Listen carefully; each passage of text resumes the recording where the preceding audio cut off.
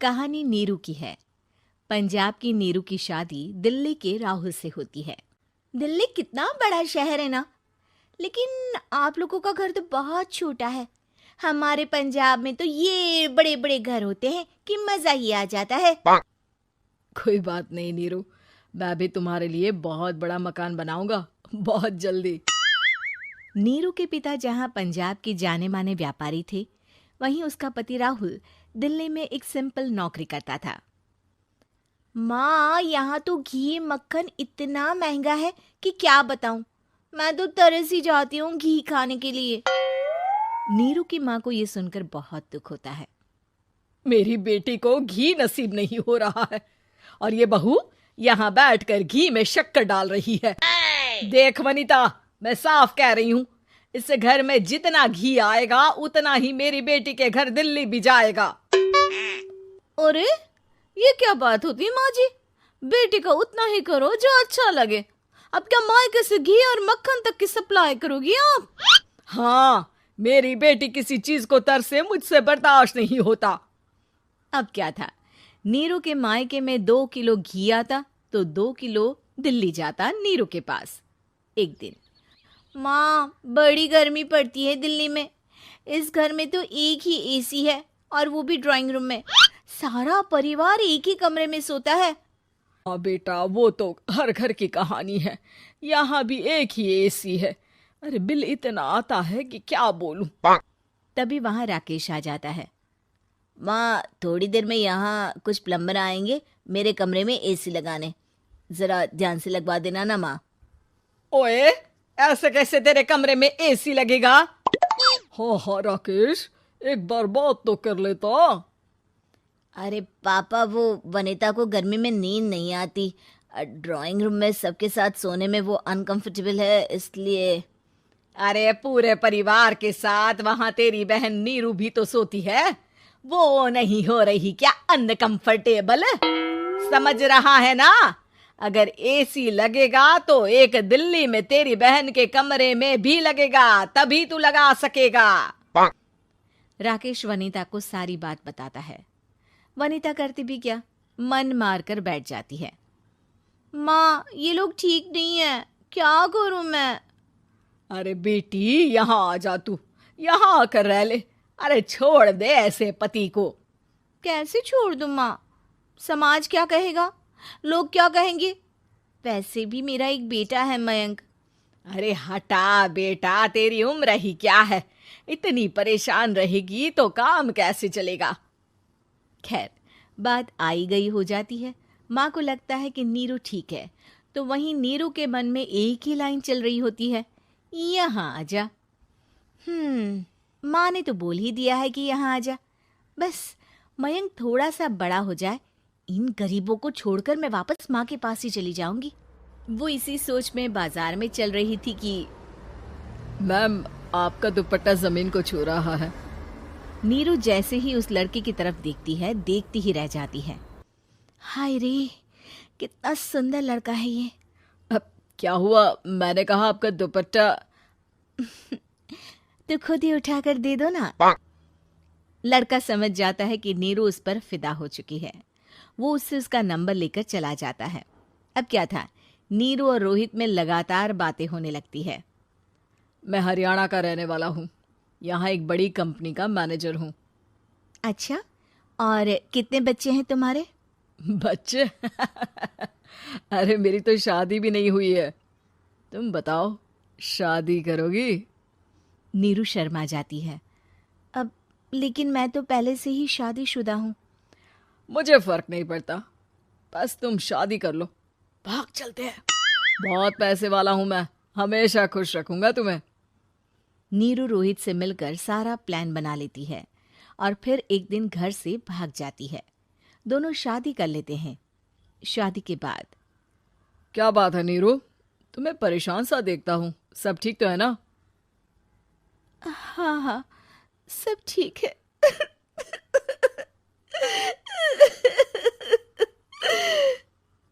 ये कहते कहते ही वो रोने लगती है। अरे क्या हो गया, रो क्यों रही हो? मैंने तुमसे एक बात छुपाई है और वही बात अब मुझे परेशान कर रही है। रोहित, मेरा एक बेटा भी है, उसका नाम मयंक है। क्या बात कर रही हो? ये तुमने मुझे पहले क्यों नहीं बताया? देखो नीरू, मेरी माँ को मैंने ये नहीं बताया है कि तुम शादीशुदा हो। बच्चा मैं मैनेज नहीं कर पाऊंगा। नीरू को समझ में नहीं आता कि वो क्या करे। तुम उस बच्चे को अपनी माँ को क्यों नहीं दे देती? नीरू चुपके से माँ को फोन करती है। माँ, क्या मयंक को तुम रख सकती हो?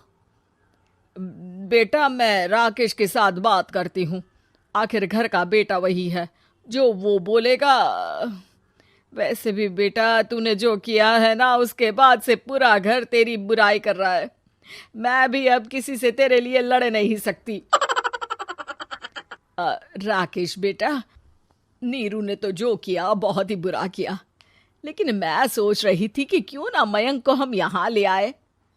तभी वनीता बोल पड़ती है। वाह जी, ऐसे कैसे यहाँ ले आए? यहाँ क्या भंडारा भरा है? और जिस बच्चे की माँ ने नहीं सोचा, उसके लिए हम क्यों सोचे? नीरू को एक बार तो अपने बच्चे के बारे में सोचना चाहिए था ना। अरे लेकिन तेरे पास भी तो लड़का नहीं है ना वनीता। माँ, वनीता ठीक बोल रही है। कल को वो बड़ा होकर इसी घर का हिस्सा मांगेगा तो हम क्या करेंगे? माँ कहती भी तो क्या, वो चुप रह जाती है। वहीं नीरू का पहला पति कहता है। माँ, अगर आज भी वो वापस आ जाए तो मैं उसे माफ कर दूंगा। बेटा, गरीबी चीज ही ऐसी है, क्या करेगा। तू तो अब मयंक का सोच। वो बेचारा तो बिना माँ का हो गया। मयंक के खातिर तू दूसरी शादी कर ले बेटा। लोगों के लाख समझाने के बाद नीरू के पहले पति की शादी रिद्धि से हो जाती है, जिसके पहले पति से 2 बच्चे होते हैं। देखो जी, मैंने शादी सिर्फ बच्चे के खातिर की है। मैंने भी शादी सिर्फ बच्चों के खातिर की है। वहीं नीरू के दूसरे पति के मन में ये बात घर कर जाती है कि नीरू एक मासूम बच्चे को उसके खातिर छोड़ कर आई है। अब देखो नीरू, मुझे लगता है कि जो औरत अपनी कोख का बच्चा छोड़ सकती है, वो तो कुछ भी कर सकती है। कल को तुम्हें मुझसे अच्छा कोई मिल गया तो तुम तो मुझे भी बाय बाय कर दोगी ना। नीरू को अब उसका दूसरा पति ताने देना शुरू कर देता है। तंग आकर नीरू उसके यहाँ से भागकर अपने पहले पति के पास चली जाती है, लेकिन ससुराल में क्या लेने आई है नीरू, मयंक को? नहीं नहीं सासू माँ, मुझसे गलती हो गई, मुझे माफ कर दीजिए। नीरू, अब वक्त खत्म हो गया है, मेरी शादी हो चुकी है। तो छोड़ दो ना उसे, हमारा बच्चा है। मैं आपको अपनी माँ नहीं मानता। मेरी नहीं मान तो बात अच्छी है। नीरू मयंक की बात सुनकर समझ जाती है कि उसके पास अब ना आसमान रहा ना ही जमीन।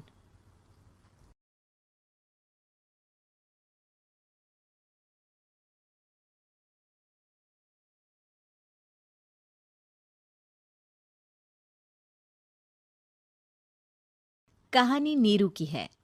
पंजाब की नीरू की शादी दिल्ली के राहुल से होती है। दिल्ली कितना बड़ा शहर है ना, लेकिन आप लोगों का घर तो बहुत छोटा है।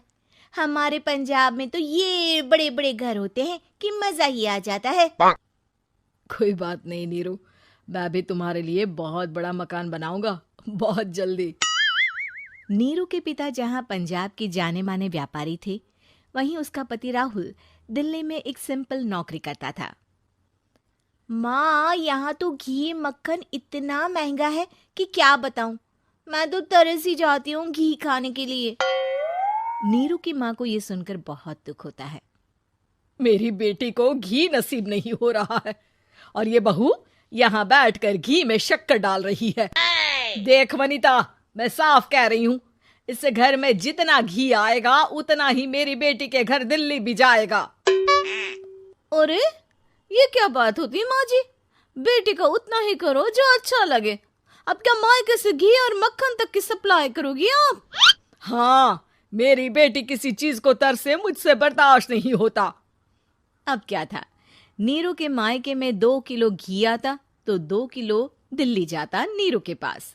एक दिन माँ, बड़ी गर्मी पड़ती है दिल्ली में। इस घर में तो एक ही एसी है और वो भी ड्राइंग रूम में। सारा परिवार एक ही कमरे में सोता है। हाँ बेटा, वो तो हर घर की कहानी है। यहाँ भी एक ही एसी है। अरे बिल इतना आता है कि क्या बोलूं। तभी वहां राकेश आ जाता है। माँ, थोड़ी देर में यहाँ कुछ प्लम्बर आएंगे मेरे कमरे में एसी लगाने। जरा ध्यान से लगवा देना ना माँ। ओए, ऐसे कैसे तेरे कमरे में एसी लगेगा? हाँ हाँ राकेश, एक बार बात तो कर लेता। अरे पापा, वो वनिता को गर्मी में नींद नहीं आती। ड्राइंग रूम में सबके साथ सोने में वो अनकंफर्टेबल है, इसलिए। अरे पूरे परिवार के साथ वहां तेरी बहन नीरू भी तो सोती है। वो नहीं हो रही क्या अनकंफर्टेबल? समझ रहा है ना? अगर एसी लगेगा तो एक दिल्ली में तेरी बहन के कमरे में भी लगेगा, तभी तू लगा सकेगा। राकेश वनीता को सारी बात बताता है। वनीता करती भी क्या, मन मारकर बैठ जाती है। माँ, ये लोग ठीक नहीं है, क्या करूं मैं? अरे बेटी, यहाँ आ जा तू, यहाँ आकर रह ले। अरे छोड़ दे ऐसे पति को। कैसे छोड़ दूं माँ? समाज क्या कहेगा, लोग क्या कहेंगे? वैसे भी मेरा एक बेटा है मयंक।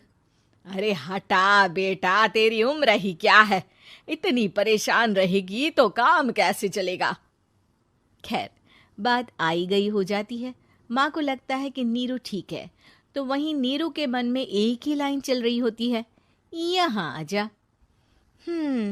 माँ ने तो बोल ही दिया है कि यहाँ आजा। बस मयंक थोड़ा सा बड़ा हो जाए, इन गरीबों को छोड़कर मैं वापस माँ के पास ही चली जाऊंगी।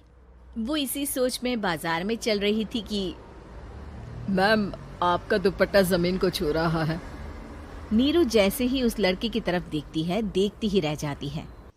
हाय रे, कितना सुंदर लड़का है ये। अब क्या हुआ? मैंने कहा आपका दुपट्टा। तो खुद ही उठाकर दे दो ना। लड़का समझ जाता है कि नीरू उस पर फिदा हो चुकी है। वो उससे उसका नंबर लेकर चला जाता है। अब क्या था, नीरू और रोहित में लगातार बातें होने लगती है। मैं हरियाणा का रहने वाला हूँ, यहाँ एक बड़ी कंपनी का मैनेजर हूँ। अच्छा, और कितने बच्चे हैं तुम्हारे? बच्चे? अरे मेरी तो शादी भी नहीं हुई है। तुम बताओ, शादी करोगी? नीरू शर्मा जाती है। अब लेकिन मैं तो पहले से ही शादीशुदा हूँ। मुझे फर्क नहीं पड़ता, बस तुम शादी कर लो, भाग चलते हैं। बहुत पैसे वाला हूं मैं, हमेशा खुश रखूंगा तुम्हें। नीरू रोहित से मिलकर सारा प्लान बना लेती है और फिर एक दिन घर से भाग जाती है। दोनों शादी कर लेते हैं। शादी के बाद क्या बात है नीरू, तुम्हें परेशान सा देखता हूँ, सब ठीक तो है ना? हाँ हाँ, सब ठीक है।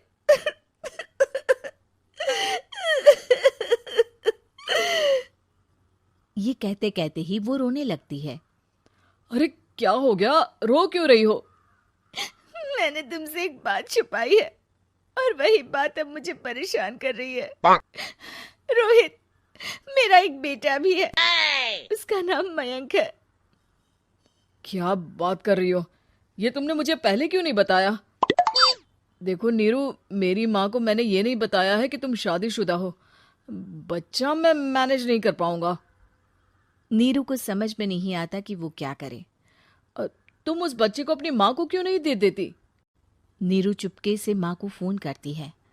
माँ, क्या मयंक को तुम रख सकती हो? बेटा, मैं राकेश के साथ बात करती हूँ, आखिर घर का बेटा वही है, जो वो बोलेगा। वैसे भी बेटा, तूने जो किया है ना, उसके बाद से पूरा घर तेरी बुराई कर रहा है। मैं भी अब किसी से तेरे लिए लड़ नहीं सकती। राकेश बेटा, नीरू ने तो जो किया बहुत ही बुरा किया, लेकिन मैं सोच रही थी कि क्यों ना मयंक को हम यहाँ ले आए। तभी वनीता बोल पड़ती है। वाह जी, ऐसे कैसे यहाँ ले आए? यहाँ क्या भंडारा भरा है? और जिस बच्चे की माँ ने नहीं सोचा, उसके लिए हम क्यों सोचे? नीरू को एक बार तो अपने बच्चे के बारे में सोचना चाहिए था ना। अरे लेकिन तेरे पास भी तो लड़का नहीं है ना वनीता? माँ, वनिता ठीक बोल रही है। कल को वो बड़ा होकर इसी घर का हिस्सा मांगेगा तो हम क्या करेंगे? माँ कहती भी तो क्या, वो चुप रह जाती है। वहीं नीरू का पहला पति कहता है, माँ, अगर आज भी वो वापस आ जाए तो मैं उसे माफ कर दूंगा। बेटा, गरीबी चीज ही ऐसी है, क्या करेगा। तू तो अब मयंक का सोच। वो बेचारा तो बिना माँ का हो गया। मयंक के खातिर तू दूसरी शादी कर ले बेटा। लोगों के लाख समझाने के बाद नीरू के पहले पति की शादी रिद्धि से हो जाती है, जिसके पहले पति से 2 बच्चे होते हैं। देखो जी, मैंने शादी सिर्फ बच्चे के खातिर की है। मैंने भी शादी सिर्फ बच्चों के खातिर की है। वहीं नीरू के दूसरे पति के मन में ये बात घर कर जाती है कि नीरू एक मासूम बच्चे को उसके खातिर छोड़ कर आई है। अब देखो नीरू, मुझे लगता है कि जो औरत अपनी कोख का बच्चा छोड़ सकती है वो तो कुछ भी कर सकती है। कल को तुम्हें मुझसे अच्छा कोई मिल गया तो तुम तो मुझे भी बाय बाय कर दोगी ना। नीरू को अब उसका दूसरा पति ताने देना शुरू कर देता है। तंग आकर नीरू उसके यहाँ से भागकर अपने पहले पति के पास चली जाती है, लेकिन ससुराल में क्या लेने आई है नीरू, मयंक को? नहीं नहीं सासू माँ, मुझसे गलती हो गई, मुझे माफ कर दीजिए। नीरू, अब वक्त खत्म हो गया है, मेरी शादी हो चुकी है। तो छोड़ दो ना उसे, हमारा बच्चा है। मैं आपको अपनी माँ नहीं मानता। मेरी नहीं मान तो बात अच्छी है। नीरू मयंक की बात सुनकर समझ जाती है कि उसके पास अब ना आसमान रहा ना ही जमीन।